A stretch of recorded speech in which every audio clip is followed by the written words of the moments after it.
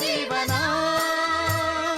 ಕಟ್ಟು ಶರಣ ಕಂಕಣ, ಕಟ್ಟು ಶರಣ ಕಂಕಣ, ಕಟ್ಟು ಶರಣ ಕಂಕಣ, ಕಟ್ಟು ಶರಣ ಕಂಕಣ.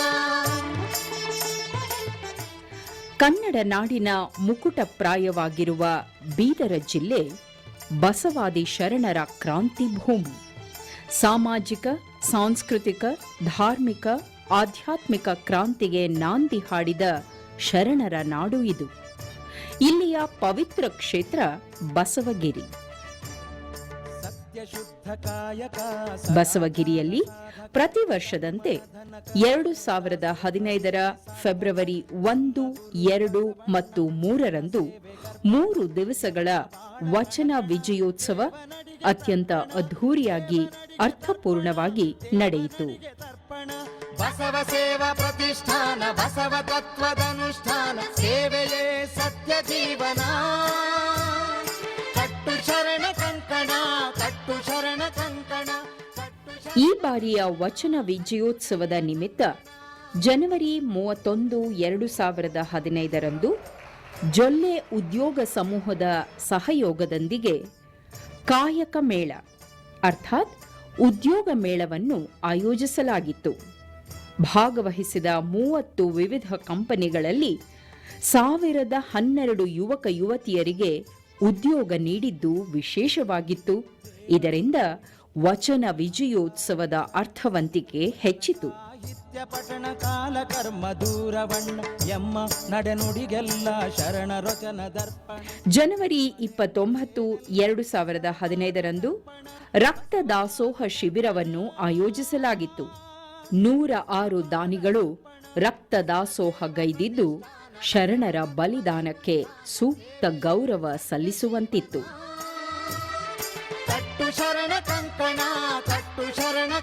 ಯುವ ಪ್ರೇರಣಾ ಸಮಾವೇಶ.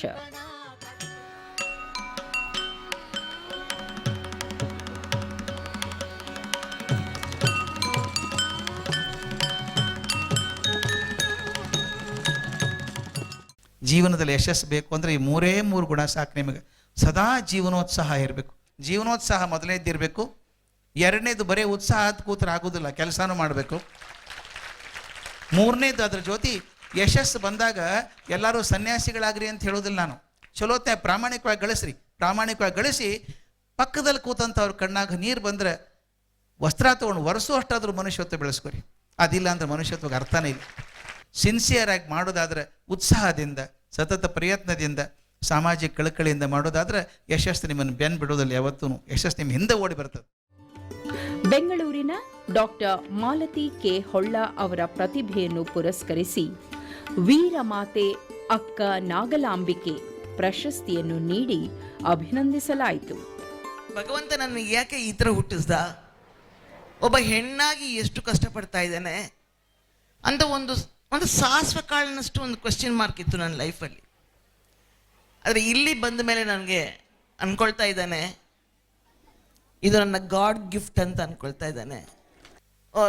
ಅದು ಕೊಡ್ತಾ 2 ವರ್ಷ ಕಂಟಿನ್ಯೂಸ್ ಆಗಿ ನಿಸ್ವಾರ್ಥವಾಗಿ ನನ್ನ ತಾಯಿ ಆ ಸೇವೆ ಮಾಡಿದ್ರಿಂದ ನನ್ನ ಮೇಲಿನ ಭಾಗ ಸ್ವಲ್ಪ ಸರಿಯಾಯಿತು.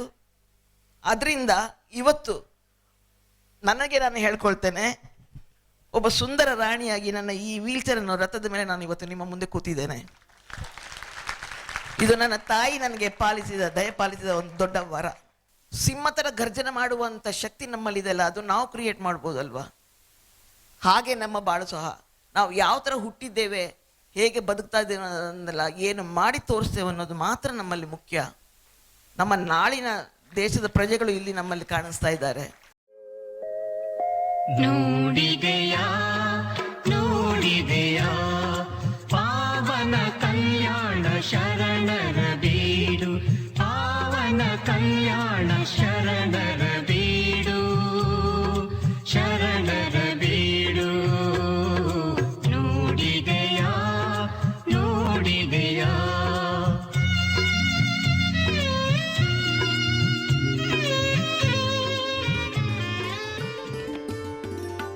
ನೀಲಮ್ಮನ ಬಳಗಗಳ ಸಮಾವೇಶದಲ್ಲಿ ಸ್ವಸ್ಥ ಸಮಾಜಕ್ಕೆ ಮಹಿಳಾ ಕೊಡುಗೆ ಈ ಕುರಿತು ಧಾರವಾಡದ ಬಾಲ ವಿಕಾಸ ಅಕಾಡೆಮಿಯ ಅಧ್ಯಕ್ಷೆ ದಾಕ್ಷಾಯಣಿ ಬಸವರಾಜ, ಕೊಪ್ಪಳದ ಲೀಲಾ ಕಾರಟಗಿ, ರಾಮದುರ್ಗದ ಕಲ್ಯಾಣಮ್ಮ ಲಂಗೋಟಿ ಮತ್ತು ಬಸವ ಮಾರ್ಗದ ವಿಶ್ವಾರಾಧ್ಯ ಸತ್ಯಂಪೇಟೆ ಅವರುಗಳು ಅರ್ಥಪೂರ್ಣವಾದ ಚಿಂತನೆಗಳನ್ನು ಮಂಡಿಸಿದರು.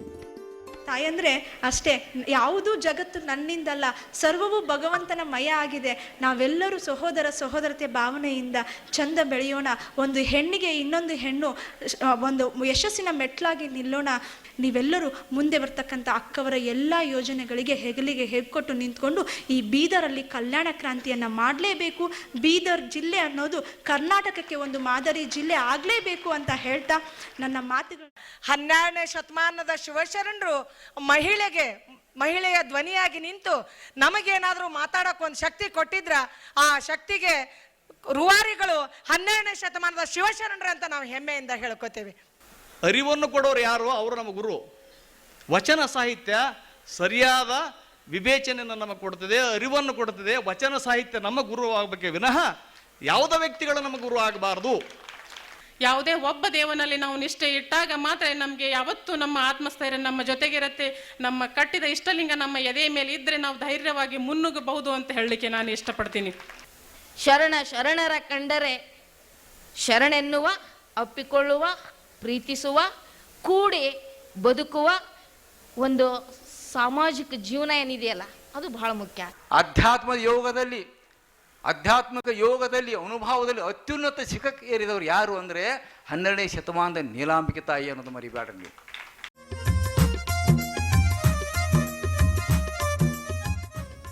ಸಂಜೆ ಶರಣ ಕಲಾಲೋಕ ತಂಡದವರ ಸಾಂಸ್ಕೃತಿಕ ವೈಭವ ಸಭಿಕರನ್ನು ರಂಜಿಸಿತು.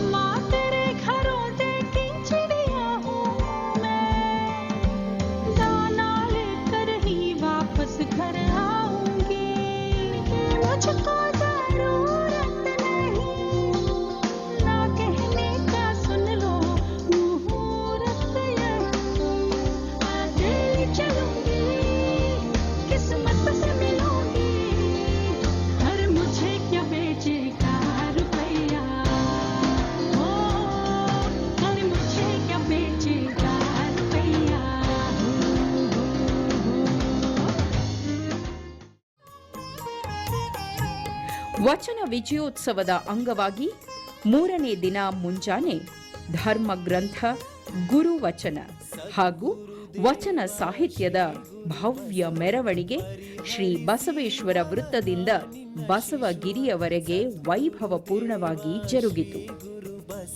ಆರಂಭದಲ್ಲಿ ಜ್ಯೋತ್ಸ್ನಾ ಶರಣಪ್ಪ ದೇಶಮುಖ ದಂಪತಿಗಳು ಗುರುವಚನ ಗ್ರಂಥಕ್ಕೆ ಪುಷ್ಪ ನಮನ ಸಲ್ಲಿಸಿ ಗೌರವ ಅರ್ಪಿಸಿದರು. ಸಂತ ವಿನೋಬಾ ಭಾವೆ ಆಶ್ರಮದ ವಯೋವೃದ್ಧೆ ಚನ್ನಮ್ಮ ಹಳ್ಳಿಕೇರಿ ಧ್ವಜಾರೋಹಣಗೈದು ಸಂಚಲನವನ್ನುಂಟು ಮಾಡಿದರು.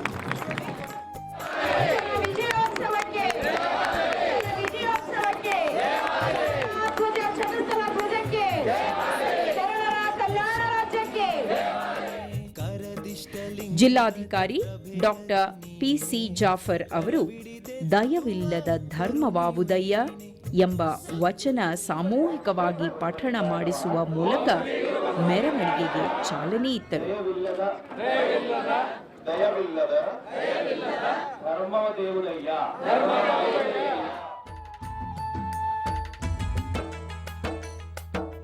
ಮೆರವಣಿಗೆಕಾರರ ಜೈಘೋಷಗಳು ಮುಗಿಲು ಮುಟ್ಟಿದವು. ಜನರ ಸಂಭ್ರಮ ಮೇರೆ ಮೀರಿತ್ತು. ಬಣ್ಣ ಬಣ್ಣದ ಪುಷ್ಪಗಳಿಂದ ವಿಶೇಷವಾಗಿ ಅಲಂಕರಿಸಲಾದ ರಥದಲ್ಲಿ ಇರಿಸಲಾದ ಗುರುವಚನ ಗ್ರಂಥ ಶ್ರದ್ಧೆಯ ಕೇಂದ್ರವಾಗಿತ್ತು. ರಥದ ಎಡಬಲದಲ್ಲಿ ಹಾರಾಡುತ್ತಿದ್ದ ಷಟ್ಸ್ಥಲ ಧ್ವಜಗಳು, ಛತ್ರಿ ಚಾಮರಗಳು, ನಂದಿ ಕೋಲುಗಳು ಮೆರವಣಿಗೆಯ ಅಂದವನ್ನು ಹೆಚ್ಚಿಸಿದ್ದವು.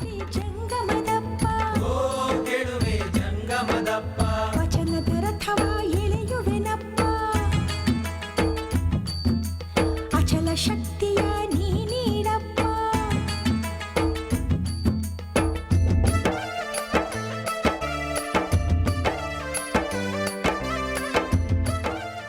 ನೋಟ ಹರಿಸಿದತ್ತೆಲ್ಲ ಶರಣಸಾಗರ. ಶುಭ್ರ ವಸ್ತ್ರ, ಸ್ಕಾರ್ಫ್, ತಲೆಯ ಮೇಲೆ ಟೋಪಿ, ಇವುಗಳನ್ನು ಧರಿಸಿ ಕುಣಿದು ಕುಪ್ಪಳಿಸಿದ ಶರಣಸ್ತೋಮ. ಎಲ್ಲೆಡೆ ಮಾರ್ದನಿಸಿದ ವಚನ ಗೀತೆಗಳ ಝೇಂಕಾರ. ಬದುಕನ್ನು ಪಣವಾಗಿರಿಸಿ ಕೊಟ್ಟಂತ ಕ್ರಾಂತಿಯ ವಚನ. ಶರಣ ಶರಣೀಯರು ಉಸಿರನ್ನಿಟ್ಟ ಶ್ರೀ ಹೃದಯದ ವಚನ. ಮಾತು ಜ್ಯೋತಿ ಮೇರೆ ಮೀರಿದ ಉತ್ಸಾಹದಿಂದ ಮೊಳಗುತ್ತಿದ್ದ ಬಸವ ಜಯಘೋಷ. ಇವು ಮೆರವಣಿಗೆಯ ನೋಟಗಳಾಗಿದ್ದವು. ಒಲವಿನ ಹೊರತೆಯ ವಚನಗಳಪ್ಪ. ಒಲಿದಂತೆ ನಾವು ಹಾಡು. 500 ಗ್ರಾಮಗಳಿಂದ ಆಗಮಿಸಿದ್ದ ಬಸವ ಜ್ಯೋತಿ ಭಕ್ತಿ ಭಾವದಿಂದ ತಲೆಯ ಮೇಲೆ ವಚನ ಗ್ರಂಥ ಹೊತ್ತ ಸಾವಿರಾರು ಶರಣೆಯರ ಸಾಲುಗಳು ನೋಡುಗರ ಕಣ್ಮನ ತಣಿಸಿ ಭಕ್ತಿ ಭಾವ ಮೂಡಿಸುತ್ತಿದ್ದವು. ವಚನದ ರಥವ ಎಳೆಯುವ ವಚನಗಳು ನೆಮ್ಮದಿಯ ಬದುಕಿನ ಸೂತ್ರಗಳು. ಒಬ್ಬನೇ ದೇವರು, ಒಂದೇ ವಿಶ್ವ, ಒಂದೇ ಮಾನವ ಕುಲ ಎಂದು ಸಾರುವ ಧೀರವಾಣಿಗಳು. ಕಾಯಕ ದಾಸೋಹ ತತ್ವಗಳನ್ನು ವಿಶ್ವಕ್ಕೆ ನೀಡಿದ ಮಂತ್ರಗಳು. ಅವು ಶರಣ ಸಂಕುಲದ ಆತ್ಮನಾದ, ತನ್ನ ತಾನರಿಯುವ ಜ್ಞಾನಗನ್ನಡಿ, ಸಕಲ ಜೀವಾತ್ಮರಿಗೆ ಲೇಸನ್ನೇ ಬಯಸುವ ಪ್ರಜ್ಞೆಯ ಪ್ರತೀಕ. ವಚನದ ರಥವ ಎಳೆಯುವೆನಪ್ಪ. ಇಂಥ ವಚನಗಳು ಹೊತ್ತ ಧನ್ಯತಾ ಭಾವ ಎಲ್ಲೆಡೆ ಕಾಣಬಂದಿತ್ತು. 6 ಕಿಲೋಮೀಟರ್ ದೂರದ ಬಸವಗಿರಿಯವರೆಗೆ ಭಕ್ತಿ ಶ್ರದ್ಧೆಯಿಂದ ಮೇರೆ ಮೀರಿದ ಉತ್ಸಾಹ ಸಂಭ್ರಮಗಳಿಂದ ಕುಣಿದು ಕುಪ್ಪಳಿಸುತ್ತಲೇ ಹೆಜ್ಜೆ ಹಾಕಿತು ಶರಣಗಣ. ಕಾರ್ಯಕ್ರಮದ ರೂವಾರಿ ಅಕ್ಕ ಅನ್ನಪೂರ್ಣ ತಾಯಿ ಮತ್ತು ಡಾಕ್ಟರ್ ಗಂಗಾಂಬಿಕೆ ಅಕ್ಕ ಅಲ್ಲಲ್ಲಿ ಹೆಜ್ಜೆ ಹಾಕಿ ಮೆರವಣಿಗೆಕಾರರ ಉತ್ಸಾಹವನ್ನು ಇಮ್ಮಡಿಗೊಳಿಸಿದರು.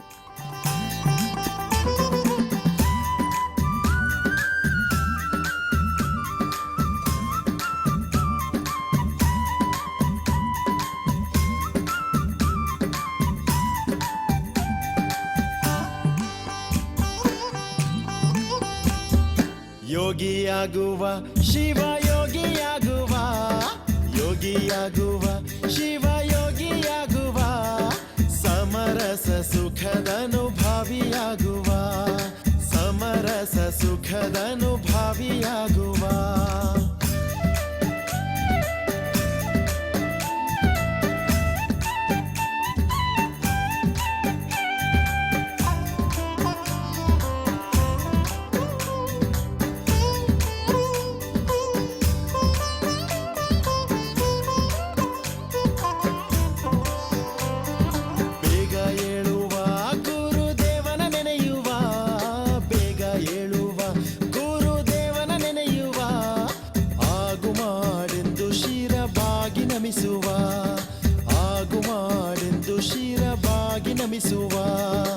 ಊರ ಕೋಳಿ ಕೂಗಿತೆ ಕಾಡನವಿಲು ಬದರಿತೆ, ಊರ ಕೋಳಿ ಕೂಗಿತೆ ಕಾಡನವಿಲು ಬದರಿತೆ, ಲಿಂಗ ಪೂಜೆಯ ವೇಳೆ ಮೀರಿ ಹೋಯಿತೆ, ಲಿಂಗ ಪೂಜೆಯ ವೇಳೆ ಮೀರಿ ಹೋಯಿತೆ.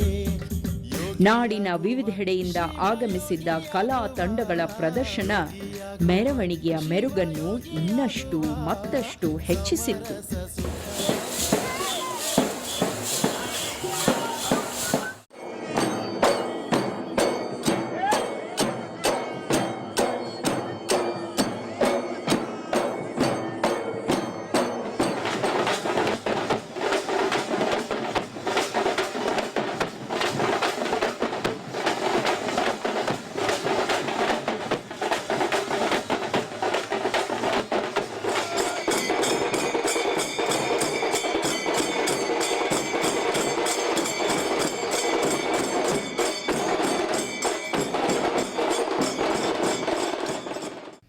ದಾರಿಯುದ್ದಕ್ಕೂ ವಚನ ಗ್ರಂಥಕ್ಕೆ ಹೂಮಳೆಗರೆದು ಗೌರವ ಸಲ್ಲಿಸುತ್ತಿದ್ದ ದೃಶ್ಯಗಳು ಕಣ್ಮನ ಸೆಳೆದವು, ಭಕ್ತಿ ಭಾವ ಉಕ್ಕಿಸಿದವು.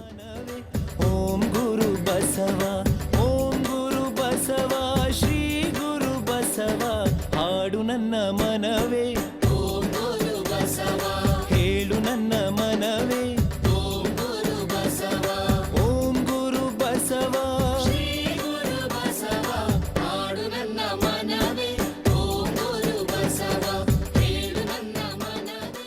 ವ್ಯಕ್ತಿ ಸ್ವಾತಂತ್ರ್ಯ, ಸರ್ವ ಸಮಾನತೆಯನ್ನು ವಿಶ್ವದಲ್ಲಿ ಎತ್ತಿ ಹಿಡಿಯುವ ಸಂಕೇತವಾಗಿ ನೆರೆದ ಗುರು ಲಿಂಗ ಜಂಗಮಗಣ ಸಾಕ್ಷಿಯಾಗಿ ಗುರು ವಚನ ಗ್ರಂಥಕ್ಕೆ ವಚನ ಘೋಷಗಳೊಂದಿಗೆ ಪಟ್ಟಗಟ್ಟಲಾಯಿತು. ಸಭಿಕರ ಹರ್ಷೋದ್ಗಾರಗಳು ಮುಗಿಲು ಮುಟ್ಟಿದವು. ಶರಣ ಸಂಕುಲದಿಂದ ಜಯ ಜಯಕಾರಗಳು ಮೊಳಗಿದವು.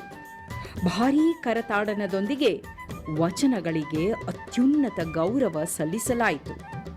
ತನ್ಮೂಲಕ ಅರಿವಿಗೆ ಪಟ್ಟಗಟ್ಟಿದ ಅನುಭವ ಪಡೆದು ಸಂಭ್ರಮಿಸಲಾಯಿತು. ಓಂ ಶ್ರೀ ಗುರು ಬಸವಲಿಂಗಾಯ ನಮಃ. ಶರಣ ಬಂಧುಗಳೇ, ನಿಮಗೆಲ್ಲ ಗೊತ್ತಿರುವಂತೆ ಶರಣರ ಪ್ರಾಣ ಬಲಿದಾನದ ನಂತರ ದೊರೆತಿರ್ತಕ್ಕಂಥ ಅಮೂಲ್ಯ ಅನುಭವ ಸಾಹಿತ್ಯ, ವಚನ ಸಾಹಿತ್ಯ, ನಾವುಗಳು ವ್ಯಕ್ತಿ ಪಟ್ಟವನ್ನು ಕಟ್ಟುವುದಿಲ್ಲ, ಅರಿವಿನ ಸಂಕೇತವಾಗಿರ್ತಕ್ಕಂಥ ವ್ಯಕ್ತಿ ಘನತೆಯನ್ನು ಬೀರ್ತಕ್ಕಂತಹ ವಚನ ಸಾಹಿತ್ಯಕ್ಕೆ ಪಟ್ಟಗಟ್ಟುವುದರ ಮೂಲಕವಾಗಿ ವಚನ ಸಾಹಿತ್ಯದ ಪ್ರಭುತ್ವವನ್ನು ನಾವು ಒಪ್ಕೊಳ್ತಾ ಇದ್ದೇವೆ. ತನ್ಮೂಲಕ ಬಸವಣ್ಣನವರೇ ನಮ್ಮ ಧರ್ಮಗುರು ಎನ್ನುವುದನ್ನು ಕೈ ಎತ್ತಿ ಸಾರ್ತಾ ಇದ್ದೇವೆ. ಜೋರಾದ ಚಪ್ಪಾಳೆಯ ಮೂಲಕ ಗುರು ಬಸವಣ್ಣನವರಿಗೆ, ಈ ವಚನ ಸಾಹಿತ್ಯ ಕರ್ತೃಗಳಾಗಿರ್ತಕ್ಕಂಥ ಶರಣರಿಗೆ ಶರಣು ಸಲ್ಲಿಸೋಣ. ಓಂ ಶ್ರೀ ಗುರು ಬಸವಲಿಂಗಾಯ ನಮಃ.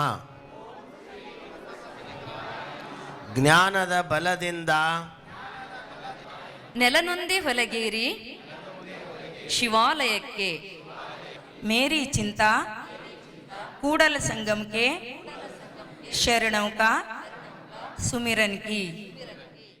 ರಕ್ಷಿಸು ಬಸವ, ಜೈ ಗುರು ಬಸವೇಶ, ಹರ ಹರ ಮಹಾದೇವ್. ವಿಶ್ವ ಗುರು ಬಸವೇಶ್ವರ ಮಹಾತ್ಮ ಕಿ ಜೈ. ವಿಶ್ವಗುರು ಜಗಜ್ಯೋತಿ ಬಸವಣ್ಣನವರಿಗೆ, ಧರ್ಮಗುರು ಬಸವಣ್ಣನವರಿಗೆ, ಲಿಂಗಾಯತ ಧರ್ಮಗ್ರಂಥ ಗುರುವಚನಕ್ಕೆ, ಕಲ್ಯಾಣ ಕ್ರಾಂತಿಗೆ, ಶರಣರ ಸತ್ಸಂಕಲ್ಪಕ್ಕೆ, ವಚನ ವಿಜಯೋತ್ಸವಕ್ಕೆ. 3 ದಿವಸಗಳ ವಚನ ವಿಜಯೋತ್ಸವದ ಸಮಾರೋಪ ಸಮಾವೇಶ ಜರುಗಿತು.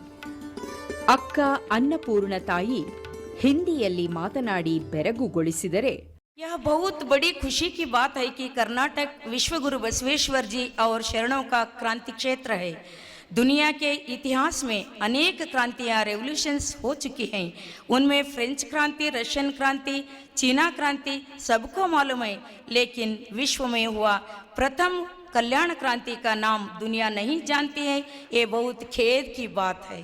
मानव कल्याण, मानव समता, मानव स्वतंत्रता, विश्व बंधुत्व, स्त्री उद्धार, दीन दलितों का उद्धार के लिए हुए क्रांति एक ही है, वो है कल्याण क्रांति. अपने क्रांतिकारी विचारों का अनुष्ठान के लिए दुनिया का प्रथम प्रजा प्रभुत्ववादी अनुभव मंडप नामक समाजो धार्मिक आध्यात्मिक संसद की स्थापना करते हैं. अनुभव मंडप में स्त्री और पुरुष दोनों को बराबर स्थानमान अवकाश प्राप्त होते हैं. इस अनुभव मंडप संसद में 770 स्त्री पुरुष यानी शरण शरणियाँ सदस्य थे. आज भी इतना बड़ा संसद दुनिया के कोई देश में नहीं है, इसे हमें गर्व है.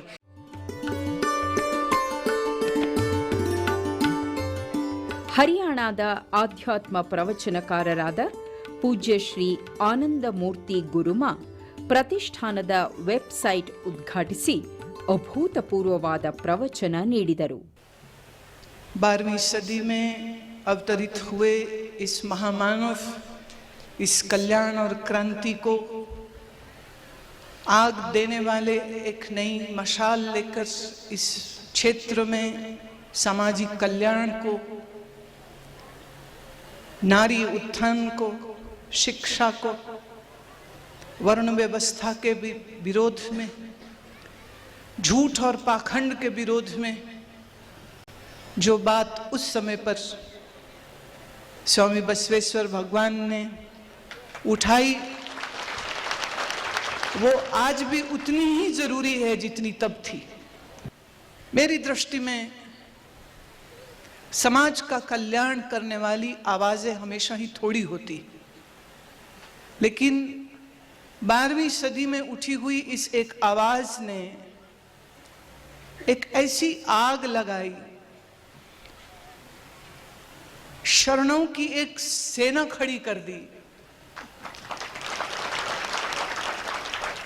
जिनके लिए अपने गुरु का दिया हुआ वचन ज्यादा कीमती था। प्राण कीमती नहीं थे, जान कीमती नहीं थे, घर कीमती नहीं था, परिवार कीमती नहीं था, कुनबा कीमती नहीं था। उस समय के उन स्त्री और पुरुषों ने मिलकर जो पुरुषार्थ किया, अरण्य में जाकर के, जंगल में जाकर बैठकर, भूखा प्यासा रहकर, कांटों में रहकर भी अपने गुरु के वचन की सुरक्षा रक्षा करने का जिनके अंदर प्रेम और श्रद्धा थी, ऐसे तमाम शरणों को हमें प्रणाम करना चाहिए, उनको स्मरण करना चाहिए। क्या सिर्फ पोथी को सर पे रख लेना ही काफी होगा कि वचनों को हृदय में उतारना जरूरी है? क्या सिर्फ पोथी से कुछ वचनों को पढ़ लेना ही काफी होगा, या उन वचनों पर अपने जीवन को हमने उतारा है या नहीं उतारा है, इसका भी कुछ न्याय तो हमें करना चाहिए। नहीं तो फिर हम भी पाखंडी हो जाएंगे। याद करना, यहाँ पर 12वीं सदी में अवतरित हुए इस महात्मा के वचनों को पूजा जा रहा है, शरीर को नहीं। फिर कह दूं, शरीर सब अस्थिर है, स्थिर नहीं है। शरीर सब क्षणभंगुर है, क्षणात क्षीणम, जो क्षण क्षण में क्षीण हो जाता है वही शरीर होता है। तो जो क्षीण हो जाए, जो मर जाए, उसकी क्या पूजा करनी? पूजा करनी तो उसको करो जो कभी जन्मा नहीं, जो कभी मरेगा नहीं, जिसका अस्तित्व सब जगह पर है। और ऐसे व्यक्तियों को जो आज भी उन वचनों को पूजते हैं और उसका अध्ययन करते हैं और जीवन में संस्कारों को लाने की चेष्टा कर रहे हैं, ये एक ऐसा सुंदर दिव्य धर्म का कार्य है जिसकी जितनी सराहना की जाए उतना ही कम है। पर मैं फिर एक निवेदन कर दूं कि इन दो देवियों के साथ साथ ये जो महानुभाव बैठे हैं, आप भी बहुत कार्य कर रहे हैं, लेकिन इन सबके मेहनत का असली फल आप लगा सकते हैं जब उन वचनों को जीवन में आप लेकर के आएंगे। तो आपके द्वारा आत्मज्ञान, आपके द्वारा श्रेष्ठ जीवन, आपके द्वारा ये जो ध्यान और प्रेम की जो कोंपलें हैं आपके जीवन में जितनी जितनी खिलती चली जाएंगी, निश्चय ही दुष्ट लोगों के चित्त में ये प्रश्न उठेगा कि इतना श्रेष्ठ जीवन जीने वाले ये कौन लोग हैं, ये किन वचनों को पढ़ते हैं। तो उनकी भी जिज्ञासा अपने आप हो जाती है। हर शरणों, मैं समझती हूँ एक बहुत बड़ी जिम्मेदारी अपने ऊपर रख के बैठा है। मैं फिर कह दूं, आप ढोंगी ना बनिएगा, सिर्फ वचनों को पूजिएगा मत। मैं फिर कहूँ, मैं बड़ा सत्कार करती हूँ, मैं बड़ा सम्मान करती हूँ जो सिर पर पोथी को रख के पैदल पैदल चल करके आए हैं। देख करके बड़ी प्रसन्नता हुई। शोभा यात्रा में ऐसे मस्ती से सब गा रहे थे, नाच रहे थे, देख के बड़ा आनंद हो रहा था। लेकिन ये हर्षो उल्लास सिर्फ नाचने गाने तक ही सीमित न रह जाए, वो जीवन का हिस्सा बन जाए। सुख आते हैं, दुख आते हैं, सुख आते हैं, दुख आते हैं। हाथ खोल के, इन आते जाते सुख दुख में हम मस्त रहते हैं, हम मस्त रहते हैं। इन आते जाते सुख दुख में हम मस्त रहते हैं, हम मस्त रहते हैं। ಕಲ್ಯಾಣವೆಂಬ ಪ್ರಣತೆಯಲ್ಲಿ ಕಲ್ಯಾಣವೆಂಬ ಪ್ರಣತೆಯಲ್ಲಿ ಭಕ್ತಿರಸವೆಂಬ ತೈಲವ ಬಸವಣ್ಣ ಹೇಳಿದಾನೆ, ನಾವೆಲ್ಲರೂ ಒಂದು. ಇವನಾರವ ಎಂದೆನದಿರಯ್ಯ, ಇವ ನಮ್ಮನವ ಎಂದೆನಸಯ್ಯ ಅನ್ನುವ ಹಾಗೆ ನಾವೆಲ್ಲರೂ ಆ ಒಂದೇ ಪರಮಾತ್ಮನ ಮಕ್ಕಳು ಅನ್ನುವಂಥ ಭಾವದಲ್ಲಿ ನಾವು ಬದುಕಬೇಕಾಗಿದೆ. ನಮ್ಮ ವಚನ ಸಾಹಿತ್ಯದಲ್ಲಿ ಪ್ರಶ್ನೆಗಳಿಗೆ ಉತ್ತರ ಇದೆ, ಸಮಸ್ಯೆಗಳಿಗೆ ಸಮಾಧಾನ ಇದೆ, ನೊಂದ ಮನಗಳಿಗೆ ಸಾಂತ್ವನ ಹೇಳುವಂತಹ ನುಡಿಗಳು ಈ ವಚನಗಳಲ್ಲಿ ಇರೋದರಿಂದ ನಾವು ವಚನ ಸಾಹಿತ್ಯವನ್ನು ಓದಬೇಕು, ಪಠಣ ಮಾಡಬೇಕು. ಅದಕ್ಕಾಗಿದೆ ಒಂದು ಪುರುಷ ಕಟ್ಟೆಯನ್ನು ಅಲ್ಲಿ ನಿರ್ಮಿಸಿದ್ದಾರೆ. ವಚನದ ರಥವ ಎಳೆಯುವಿನಪ್ಪ, ಅಚಲ ಶಕ್ತಿಯ ನೀನೀನಪ್ಪ, ಅಲ್ಲಮ ಶರಣ ಶರಣೀಯರು ಉಸಿರನಿಟ್ಟ ಶ್ರೀ ಹೃದಯದ ವಚನ, ಮಾತು ಜ್ಯೋತಿರ್ಲಿಂಗ ತತ್ವಕ್ಕೆ ಅರ್ಪಣಾಂಗ, ಓ ಸಂಗ. ನಮ್ಮ ಪರಿಸರದಲ್ಲಿ ನಾವು ವಚನ ಸಾಹಿತ್ಯ ಬಸವಣ್ಣ ಎಲ್ಲ ರೀತಿಯಿಂದ ನಾವು ಪ್ರಚಾರ ಮಾಡಬೇಕು. ಸರ್ವವ್ಯಾಪಿ ಮತ್ತು ಸರ್ವಸ್ಪರ್ಶಿ ಅನ್ನುವಂಥ ರೀತಿಯಲ್ಲಿ ಶರಣರ ವಚನಗಳನ್ನು ಎಲ್ಲ ಸಮಾಜದ ಬಂಧುಗಳಿಗೆ, ಎಲ್ಲ ಕಟ್ಟ ಕಡೆ ಇರೋಂಥ ಸಮಾಜದಲ್ಲಿಂಥ ಬಂಧುಗಳಿಗೆ ನಾವು ತಲುಪಿಸುವಂಥ ಜವಾಬ್ದಾರಿ ನಿಮ್ಮೆಲ್ಲರ ಮೇಲಿದೆ ಬಂಧುಗಳೇ.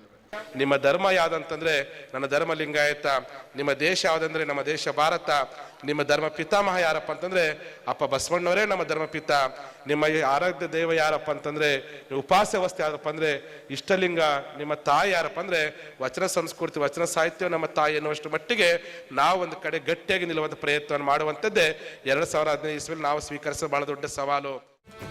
ವಿಜಯೋತ್ಸವ ವಚನ ವಿಜಯೋತ್ಸವ, ಕಲ್ಯಾಣ ಕ್ರಾಂತಿಯ ಪುನರುತ್ಸವ, ಕಲ್ಯಾಣ ಕ್ರಾಂತಿಯ ಪುನರುತ್ಸವ. ವಚನ ಸಾಹಿತ್ಯದ ಮಹತ್ವ ಕುರಿತು ಅರಿವು ಮೂಡಿಸುವಲ್ಲಿ ವಚನ ವಿಜಯೋತ್ಸವವು ಯಶಸ್ವಿಯಾಯಿತು. ಶರಣು ಶರಣಾರ್ಥಿ.